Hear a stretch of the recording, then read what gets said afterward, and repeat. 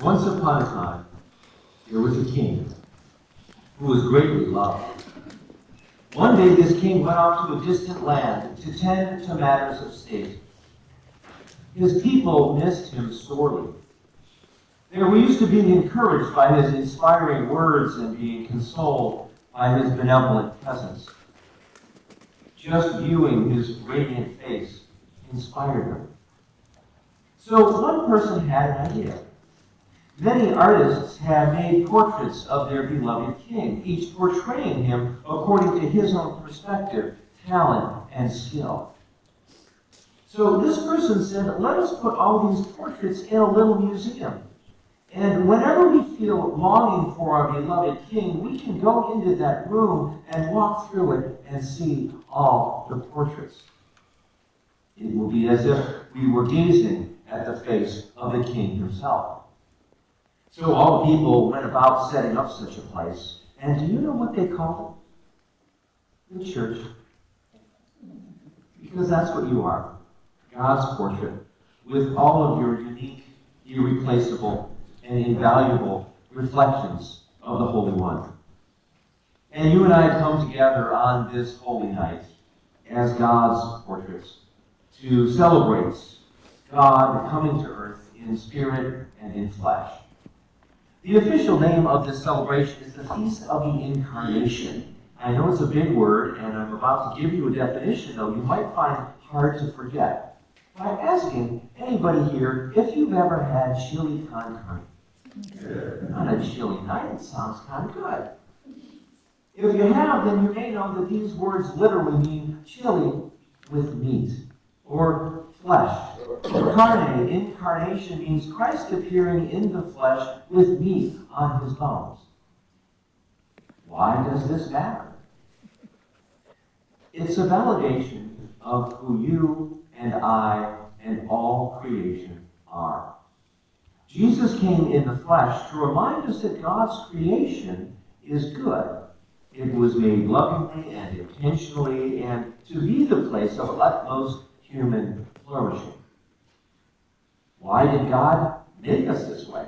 Why couldn't our souls just live up in heaven where we wouldn't have to worry about goiters and mosquitoes and Uncle Henry's bad breath? See, I'm not the only one who has an Uncle Henry. Well, it's because for all its faults and for all its inadequacies and all its frailties, the world around us is absolutely remarkable. For all of us who've seen a Lake Huron sunset, snorkeled in the Caribbean, or been struck by the silence after a 6-inch snowfall, we are routinely wowed by all that's around us. In being born here, Jesus validates his goodness, and at the same time calls us to do some serious work here to fix the world in its brokenness. You and I live in an age of disconnection and disengagement and disintegrating community. Maybe we could call it excarnation. When we were made to do what flesh and blood does, to connect, to engage, to build up, to be incarnate.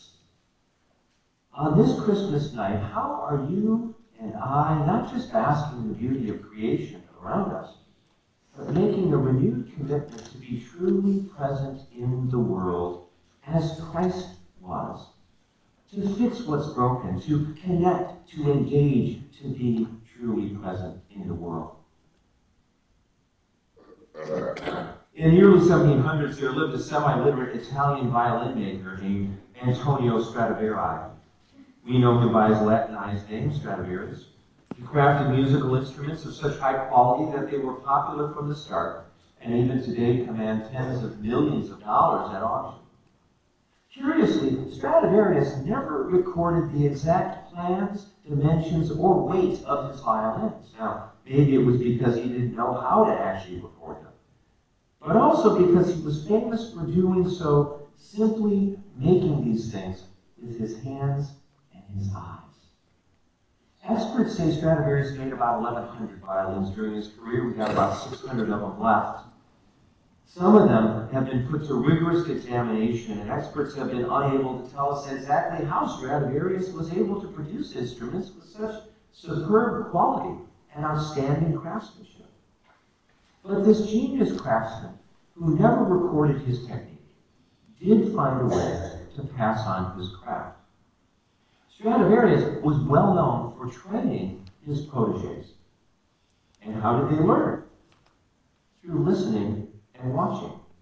Those apprentices did not have manuals or books, but they sat at the feet of the master day after day, listening and honing and cutting and sanding and buffing and varnishing and modeling and getting the visceral feel of proper instrumentation memorized in their flesh. Jesus didn't write down anything either.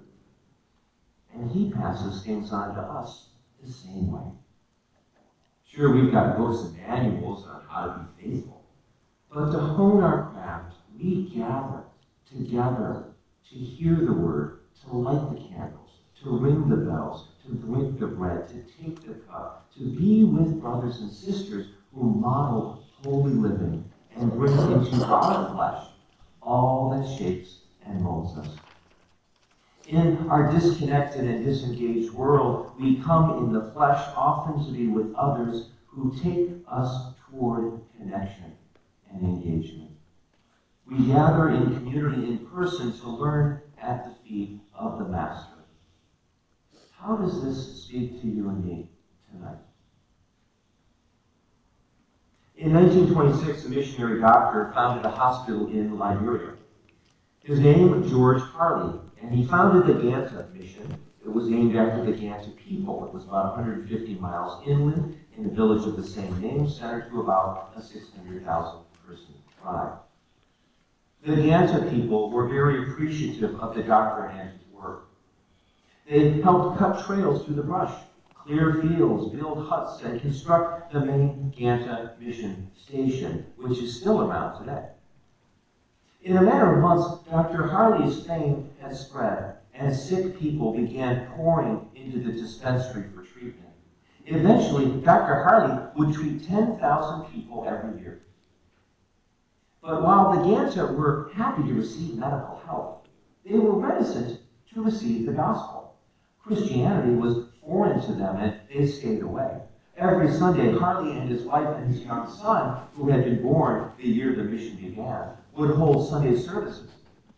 Just the three of them, because none of the natives would come. Then, 5 years into their work, Dr. Harley's son suddenly came down with a terrible fever. While Dr. Harley did all that he knew to do, his 5-year-old son, his only son, died, and the couple was absolutely devastated. Dr. Harley then went to his woodshop, and he made a coffin, and he placed his young son inside that coffin, and he hoisted it on his shoulder. While Dr. Harley walked through the village on his way to the graveyard, one of the natives, an elderly man, asked him what he was doing.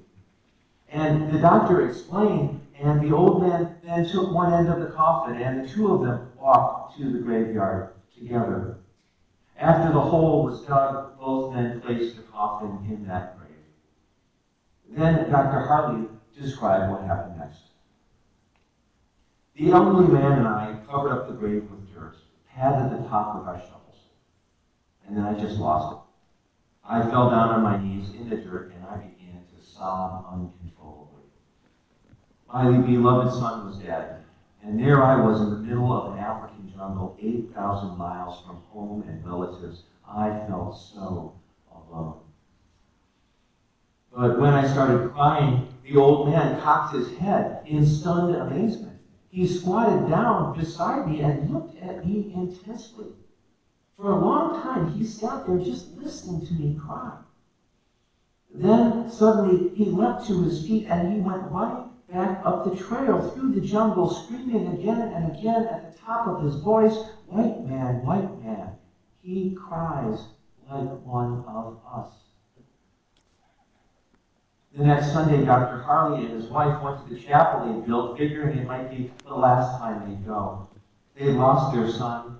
Their gospel work had borne no fruit, and they were now ready to leave the Ganta Mission Station forever. But when they arrived at that chapel, they were absolutely shocked to find it filled to overflowing. Nearly every villager, man, woman, and child, even the tribal chief, were there. And they said they wanted to learn about Jesus from the man they heard had cried as one of them, and whom they could now trust. Friends, Jesus came in the flesh as one of us, so that we also might trust. Whether it's the first time or the 101st time, making a commitment to trust Jesus is why you and I are here. Jesus came in the flesh. He can be trusted. He's one of us. What does that trust look like to you and me? If I can help finding, we're all on this journey together. So let us trust in Christ more nearly and more dearly.